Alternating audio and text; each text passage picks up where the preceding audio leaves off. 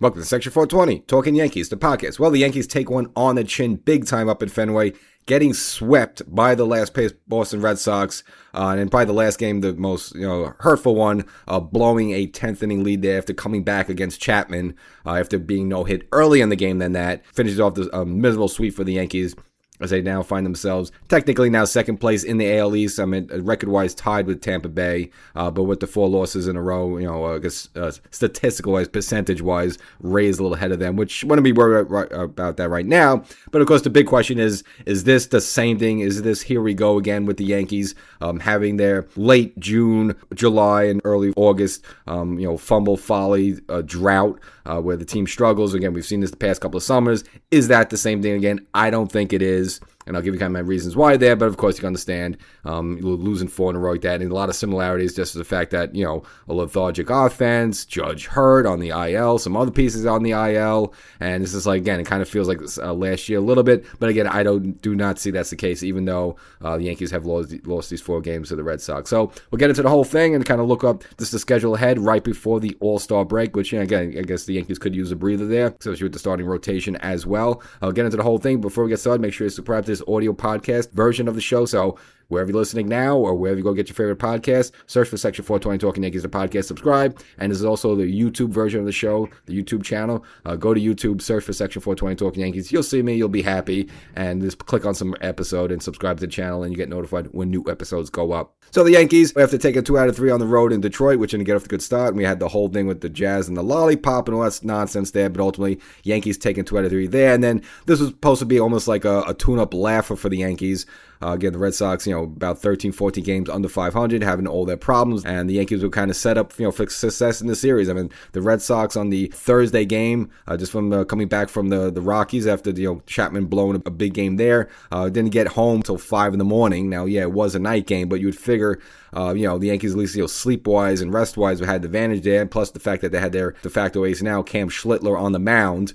You figure this was set up really for the Yankees to have a really good start. Just look at the pitching matchups there with Cam Schlittler. Okay, Will Warren, he is what he is. I mean, even though he's been having a really good start to the season there. And then you follow that up by Cole and Rendon there. And again, if you're a Yankee and Yankee fan, you're licking your chops for the series, and does not get off to a good start for the Yankees. Obviously, the error-filled Thursday night game, the defense really let Cam Schlittler down with 6 errors there. And in fact, all 6 runs were unearned. And Cam Schlittler wasn't exactly the sharpest himself there, but again, had some butcher ball baseball behind him. And a lot of it had to do with the fact that Almar Rosario at third base, who, yes, he can handle the position, but McMahon taking a lead from the team. If you have some more solid defense at third base, maybe it's a different story there. Who knows? But nevertheless, the Yankees falter in their first game, and again, Cam Schlittler gets slapped around after, the last time he visited the Red Sox through 6 strong shutout innings. Not the case this time around. Now, that kind of got overshadowed a little bit, and we didn't really cover it here because it's kind of Mets related. But of course, the Mets firing their manager, Carlos Mendoza, putting him out of his misery, and that kind of got a lot of the news and hoopla. So that's really why, even up to the first game and even really through the sweep of the series, now that might wean off a little bit now that that news is a couple of days old, but it's kind of been just beneficial, I guess, news-wise for the Yankees, because all the talk has been about Mendy getting fired from the Mets there, so just kind of disguised this little blip in the screen for the Yankees there, which, again, that's going to run out real soon there, because now that news is kind of really come and gone there, but it has kind of buffered the Yankees a little bit from getting too much this criticism during this weekend up in Fenway, but nevertheless, the Friday night game, of course, there was non-existent. It was a little bit, bench clearing situation there with Will Warren going a little bit in on Contreras. And Contreras, I guess the veteran there, and again, the team's kind of going nowhere in the pits there, so maybe trying to sparse some things up with the Yankees-Red Sox rivalry there, and so it's chirping at Will Warren, and then they both go back and forth, and the bench is clear there, nothing major happened. I just think that's more Contreras is trying to start some trouble there. Will Warren, not a headhunter, he's not that type of guy. Yeah, he could throw high velocity there, but he doesn't do that. I mean, that's just Contreras just trying to start trouble. But even more concerning, though, the game's really following up from that. Cole, with his second really sloppy start in a row. After he get knocked down a little bit, he did settle down and at one point got the next 10 batters out. But, he's been slapped around a little bit lately. I think they're still knocking off the rust on certain things. I wouldn't be concerned about that. Again, the guy never really had a full spring training, even though, yeah, he had a number of starts there, but a couple of blips are going to happen there, here and there, but wouldn't be concerned with that. But of course, the most painful game was the Sunday night game, because if they could have pulled that one away, you almost evaporates the previous three losses, because, you have Sonny Gray, again, someone who pitched for the Yankees and didn't really do great for the Yankees, and again, that really didn't end well, with a lot of verbiage going back and forth with, between the Yankees and Sonny Gray. But Sonny Gray hitting the Yankees into the 8th inning, taking a 2-0 lead. And just the fact that they came back against Chapman, who even the Friday night game too, the Yankees made it very interesting, put themselves in a situation, bases loaded with Ben Rice up there with a chance to maybe get a big knock there to tie the game. Or even put the Yankees ahead against Chapman there, but Ben Rice, grounding out the little chopper towards first base. So, Chapman's been on the ropes with them, the Friday game, and this could have been him just dealing with something. We know what happened, obviously, in Colorado, where he blew the 3-0 lead, and they've been saying maybe his hamstring's been bothering a little bit, so he just hasn't been, he's been off a tick, and that kind of probably does, read out there. He blows the game out in Colorado, almost blows the Friday night game against the Yankees, and then did blow the game Sunday night. The Yankees were ultimately able to take a lead in the game, putting the Yankees ahead there, 5-4, but then Cruz, who had to be used there just for the fact that Bednar already had gotten 6 outs for them, and Cruz been pretty reliable for the Yankees, get slapped around, and then Jared Duran with a game-winning hit, and the Yankees blow it, lose in the 10th inning 5-4 there, where, you know what, you're getting no hit against Chapman there, you come back, he blows the save there, now you're into a fresh game, you take a lead in the game, you take a 2-run lead in the game, you figure, oh wow, this is going to be such a great win, kind of puts all those 3 losses before, whatever, you get over it there,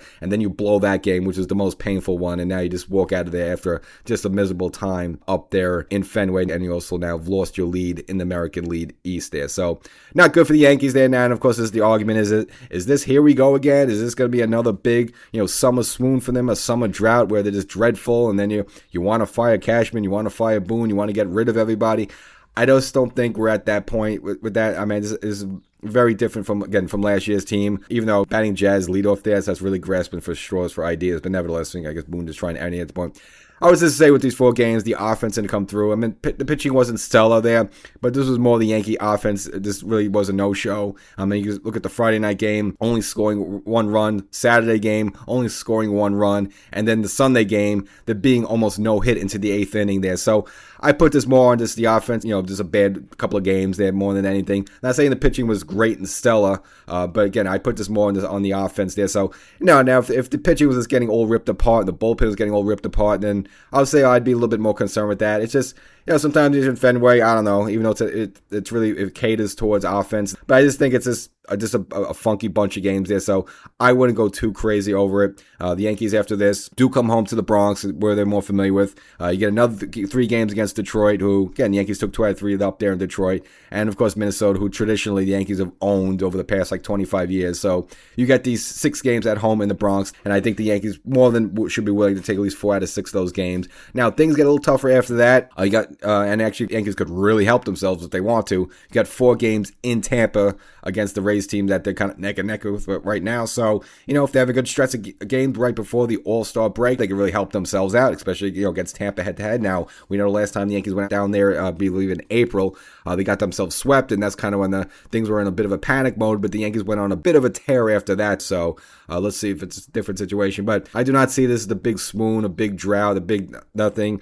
I mean, they are going to get some pieces back. Both McMahon and Grisham seemingly should be able to return to the team during this, Detroit, Minnesota homestand. I think that'll help out a lot. Grisham was hitting really well before the hamstring injury there. I don't know if he's going to pick right up, but Grisham at least seemed like a better version of himself versus the beginning of the year in spring training, where he was like batting 130 there and just completely looked lost. So I think this McMahon in terms of defense, and Grisham with his defense and just his what he does in the lineup there, especially leading off, even though he's not an ideal leadoff hitter, I think that should help the Yankee offense a lot. And just the fact that they're returning home against 2 teams, traditionally Detroit and Minnesota, that they should be able to handle there. So I don't think this is going to be the big June swoon. And again, just up and down the lineup, I think this is a better Yankee team, a better Yankees starting rotation. I know you still misjudged, but I just don't see a similar situation of last year where they were just teetering, and you had Devin Williams, blowing saves in the ninth inning there and giving up big home runs, and everything looked hopeless, and the team looked flat. And Luke Weaver, it was ineffective and all that. So it's just not the same team as that there. So I do not see this big June drought. Yeah, could they,